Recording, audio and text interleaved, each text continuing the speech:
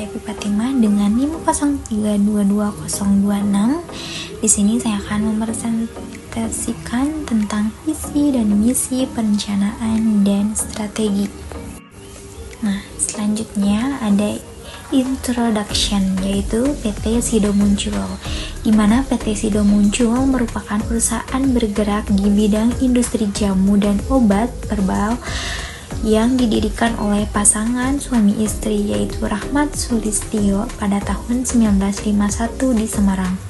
Pada tahun 1970, Ibu Rahmat Sulistyo yang saat itu sudah berusia 73 tahun menyerahkan sepenuhnya pengelolaan Sido Muncul kepada Desi Sulistyo dan Jahja Hidayat yang telah dibantu oleh kelima anaknya.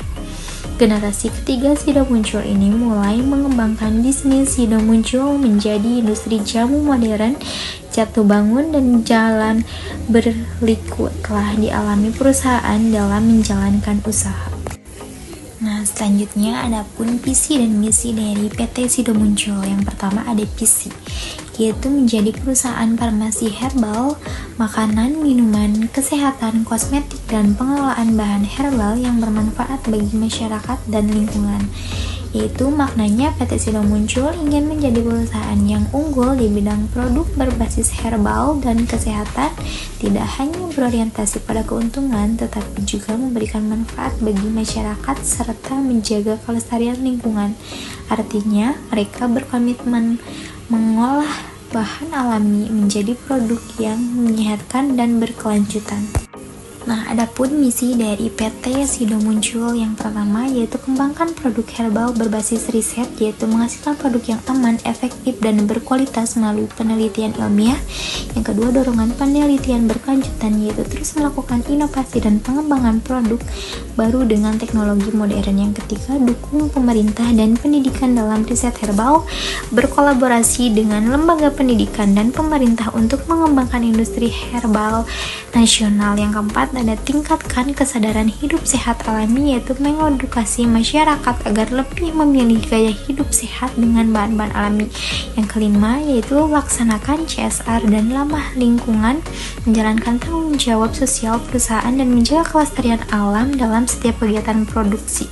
Yang keenam, ada jadi perusahaan herbal mendunia, yaitu menjadikan produk herbal Indonesia dikenal dan dipercaya di pasar internasional. Nah, adapun selanjutnya yaitu pengertian visi. Menurut David 2017, yaitu menjawab kita ingin menjadi apa sih? Yaitu mempunyai makna. Visi menggambarkan tujuan akhir atau cita-cita besar dari sebuah organisasi atau perusahaan di masa depan. Yang kedua yaitu sebaiknya singkat, satu kalimat, dan dikembangkan bersama manajer. Yaitu artinya visi tidak perlu panjang tetapi harus jelas dan padat. Makna cukup satu kalimat yang kuat. Nah, menurut Trot Hermal 2019, yaitu gambaran masa depan organisasi atau aspirasi. Tujuannya yaitu berfungsi sebagai cerminan impian atau aspirasi jangka panjang. Ini menggambarkan seperti apa organisasi ingin dilihat atau dicapai di masa depan. Nah, yang kedua menginspirasi karyawan dan memberi arahan jangka panjang, yaitu sebagai sumber inspirasi dan motivasi bagi seluruh anggota organisasi. Nah, adapun contoh visi dari perusahaan yaitu ada dari Pepsi. To be the global leader in beverage and convenience food by winning with PepsiCo Positive, yaitu artinya PepsiCo ingin menjadi pemimpin global dalam industri minuman dan makanan ringan dengan menerapkan prinsip PepsiCo Positive, yaitu strategi bisnis yang menyeimbangkan pertumbuhan perusahaan dengan tanggung jawab sosial dan lingkungan. Nah, selanjutnya ada visi BCA, yaitu menjadi bank pilihan utama dalam masyarakat dan pilar penting perekonomian Indonesia. Maknanya BCA ingin menjadi bank yang paling dipercaya dan dipilih oleh masyarakat karena pelayanan dan keandalannya. Yang ketiga ada visi Pakuan Jati, yaitu tumbuhan bersama pemegang saham, karyawan, penyewa, dan pembeli. Maknanya, visi ini menunjukkan perusahaan ingin berkembang bersama semua pihak yang terlibat, tidak hanya mengejar keuntungan sendiri, tetapi mempertahankan kesejahteraan karyawan, kepuasan pelanggan, serta keuntungan bagi pemegang saham. Nah, selanjutnya ada pun jenis orientasi visi. Yang pertama ada product oriented vision, yaitu fokus pada produk atau jasa yang ditawarkan perusahaan. Maknanya, visi jenis ini menekankan pada apa yang diproduksi atau dijual oleh perusahaan, bukan pada kebutuhan pelanggan. Yang kedua ada customer oriented vision, yaitu fokus pada solusi untuk kebutuhan pelanggan, lebih fleksibel dan adaptif terhadap perubahan, yaitu menjelaskan visi jenis ini berpusat pada pelanggan dan kebutuhan mereka, bukan hanya produk. Perusahaan ini berusaha memahami apa yang diinginkan dan dibutuhkan pelanggan, lalu menyediakan solusi terbaik, baik melalui produk, layanan, atau pengalaman. Nah, adapun pengertian misi menurut David dan David 2007. Misi adalah alasan keberadaan organisasi. Maknanya, mengapa sebuah organisasi atau perusahaan ada, apa tujuan utama dan peran yang dijalankan saat ini. Menurut Peter Drucker, menjawab apa bisnis kita hari ini, yaitu maknanya menggambarkan kegiatan utama perusahaan saat ini, yaitu bidang usaha apa yang dijalankan dan siapa yang dilayani.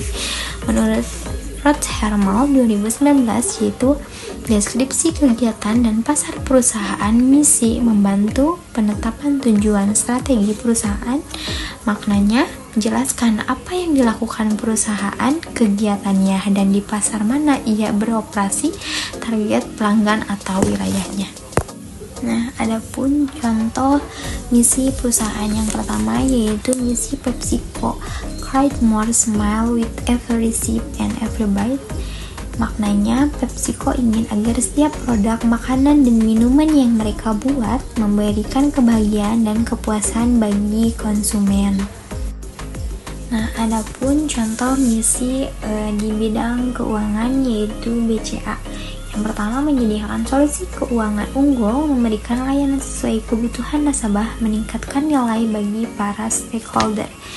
Yaitu misi ini menekankan pada pelayanan dan kepercayaan nasabah sebagai inti bisnis. Nah, yang ketiga ada misi Pakuan Jati, fokus pada pengembangan properti unggul dan investasi bernilai tinggi. Maknanya, Pakuan Jati berfokus pada pengembangan properti berkualitas tinggi seperti pusat perbelanjaan, apartemen, dan perkantoran yang juga menjadi investasi bernilai tinggi bagi perusahaan dan pelanggan. Nah, adapun manfaat visi dan misi yang jelas. Yang pertama, menjelaskan tujuan dan alasan keberadaan perusahaan, yaitu visi dan misi memberitahu kenapa perusahaan ada dan apa tujuannya. Yang kedua, dasar perumusan strategi, yaitu visi dan misi menjadi panduan dalam membuat rencana dan strategi perusahaan agar semua kegiatan selaras dengan tujuan jangka panjang. Yang ketiga, dasar alokasi sumber daya, membantu perusahaan memutuskan di mana menginvestasikan waktu, tenaga, dan dana. 3. Memberi arah dan fokus kerja, memberikan arah yang jelas bagi karyawan. Terus selanjutnya, meningkatkan sinergi antar karyawan, yaitu semua karyawan memahami visi dan misi yang sama. Yang terakhir ada memperkuat citra organisasi, yaitu visi dan misi yang jelas membuat perusahaan terlihat profesional dan terpercaya di mata pelanggan, investor, dan masyarakat. Terakhir, adapun kesimpulan, yaitu visi perusahaan menjawab pertanyaan tentang apa yang ingin dicapai di masa depan dan sebaiknya dirumuskan secara singkat serta melibatkan para manajer dalam pembuatannya. Visi dapat berorientasi pada produk atau pada pelanggan, sedangkan misi menggambarkan alasan keberadaan organisasi yang bisa bersifat sempit atau luas. Misi yang baik harus mampu menghasilkan serta mempertimbangkan berbagai aspek penting bagi perusahaan.